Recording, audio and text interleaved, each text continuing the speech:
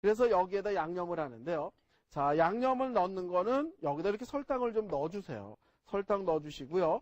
그 다음에 여기다 간장을 또 이렇게 넣어주세요. 간장 넣어주시고, 그 다음에 참기름이에요. 참기름, 네, 넣어주시고, 그 다음에 다진 마늘 넣어주시면 될 것 같아요.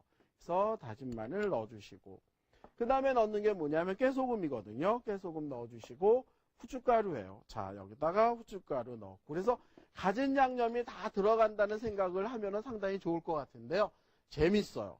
여기에다가 고기하고 표고를 갖다가 무치면 되는데, 보통 분들은 표고를 먼저 넣는 분들이 계시거든요. 표고를 먼저 집어넣게 되면 양념이 표고에 다 배이고 고기에는 들어갈 공간이 없어요. 그래서 이럴 때는 어떻게 하는 게 좋으냐면, 양념을 이렇게 섞었다는 생각이 드시게 되면은 넣는 게 고기부터 넣는 거예요. 고기 넣어주시고요.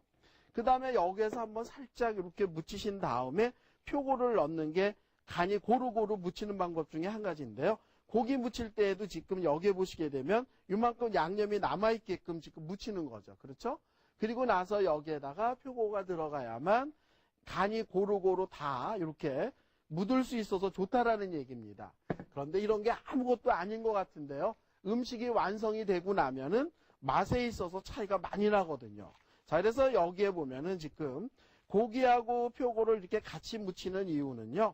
이게 서로 볶아지게 되면 서로 상호 보완을 해가지고 음식이 맛깔스러워져요. 자, 그래서 여기에 지금 고기하고 표고를 이렇게 두 가지를 묻혀놨습니다. 그럼 자리를 옮겨가지고 한번 볶아보도록 할게요. 자, 그래서 여기에 후라이팬을 조금만 치워주시고요. 여기에다가 이렇게 야채를 볶을 때는요. 야채를 양파부터 볶아주셔야 될 것 같아요. 그래서 오늘은 볶으면서 계속 야채를 넣는 게 아니고요. 한 가지 볶아내고 또 볶아내고 그런 식으로 계속 반복이거든요. 그래서 먼저 여기 후라이팬이 이렇게 뜨겁게 달궈졌다는 생각이 드시면요. 여기다가 식용유를 이렇게 조금만 넣어주세요. 식용유 넣어주시고요. 양파를 볶으실 때는요. 여기에다가 이렇게 네, 식용유가 조금 넉넉하게 들어가고 그 다음에 볶아주시는데 너무 센 불에서 양파를 볶게 되면 양파가 누렇게 변하거든요.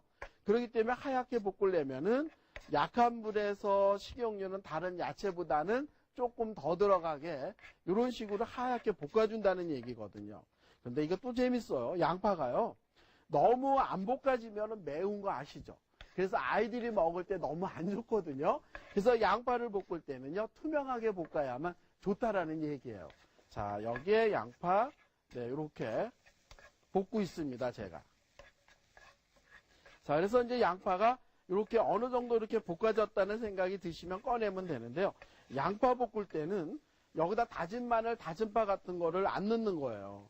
왜냐하면 같은 과이기 때문에 그냥 양파만 볶아서 꺼낼 거거든요. 자, 그런데 어머님들은 아마 여기서 볶으실 때에 당근도 같이 집어넣고 싶을 거예요. 근데 당근을 같이 집어넣으면 좋지 않거든요. 자, 그래서 이제 양파가 네, 요렇게 네, 투명해졌죠. 지금 여기 보시게 되면은 자, 이렇게 투명해졌으면 이제 양파를 꺼내면 좋을 것 같아요. 이 정도로 투명해졌으면 네, 양파 꺼내서 식혀보도록 하겠습니다. 자, 그래서 양파 여기다 이렇게 꺼내주시고요. 자, 그 다음에 이제 여기다 볶는 게 뭐냐면 당근이거든요. 그런데 당근을 볶은 데다 또 볶으면 누래지기 때문에 여기 한번 이렇게 닦아주세요. 닦아주게 되면 이렇게 네, 꺼지나 이런 데 새까맣게 묻어나죠. 그래서 이거는 좋지 않다라는 얘기예요. 그래서 여기에 이렇게 닦아주시고요. 그 다음에 여기다가 식용유를 조금만 넣어주세요. 식용유 조금만 넣어주시고 그 다음에 여기다 당근을 볶는 거예요. 여기다가 당근 이렇게 넣어서 네, 또 볶는 거죠. 지금 제가 양파하고 당근을 볶을 때 절대 소금을 사용 안 했거든요. 그 이유는 제가 무칠 때 그 비법을 알려드리겠습니다. 자, 그래서 당근도 여기서 이렇게 볶는데요. 당근은 끓는 물에 살짝 데쳐서 볶으셔도 되고요. 그렇지 않으면 그냥 볶아서 네, 내놓으셔도 괜찮거든요. 자, 그래서 당근도 이 정도로 이렇게 볶았다 그러면 꺼내 놓으면 될 것 같아요. 자, 당근 볶은 거 이렇게 꺼내 주시고요. 자, 그 다음에 당근을 볶은 다음에 후라이팬을 닦지 않으셔도 되고요. 여기에다가 이렇게 곧바로 표고하고 고기까지 이렇게 집어넣어 주시는데 식용유를 넣지 않았거든요. 여기에다가 식용유를 집어넣게 되면은 너무 느끼해집니다. 왜냐하면 표고에 고기에 그 양념할 때 참기름이랑 이미 간장이랑 들어갔기 때문에 별도의 식용유를 사용한다는 거는 그만큼 느끼해진다는 얘기거든요. 그래서 여기에서 이렇게 볶으시면 될 것 같은데요. 볶을 때에도 고기가 익을 정도로만 볶으면 되거든요. 자, 여기에 보면 이렇게 자, 굉장히 보송보송하게 볶아지죠. 우리 잡채 같은 거 나중에 먹고 나면요, 입가에 막 기름이 번질번질해서 느끼하다는 생각들을 곧잘 하셨는데요. 오늘 제가 만드는 거는 먹고 나면 정말 맛있게 잘 먹었다는 생각이 들을 정도로 아주 담백하면서도 칼칼한 떡잡채가 되는 겁니다. 자, 떡잡채다가 제가 뭐라 그랬죠?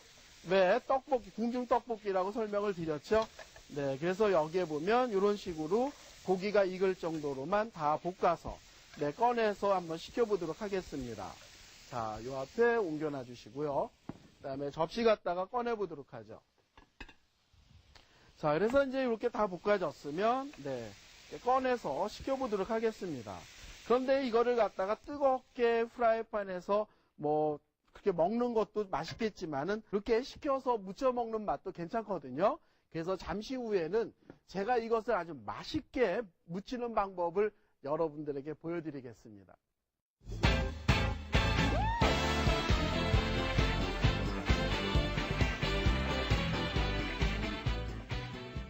제가 맛깔스럽게 무치는 방법을 알려드릴게요.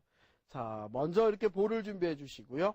여기에 볶아져 있는 거를 다 한꺼번에 집어넣고 무치는 게 아니고요.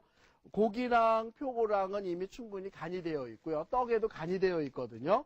그렇기 때문에 제일 먼저 무치는 게 뭐냐면 여기에 이렇게 양파 볶은 거예요. 양파 볶은 거 넣어주시고 그 다음에 당근 볶은 것도 넣어주시고 미나리까지 여기다 넣어주세요.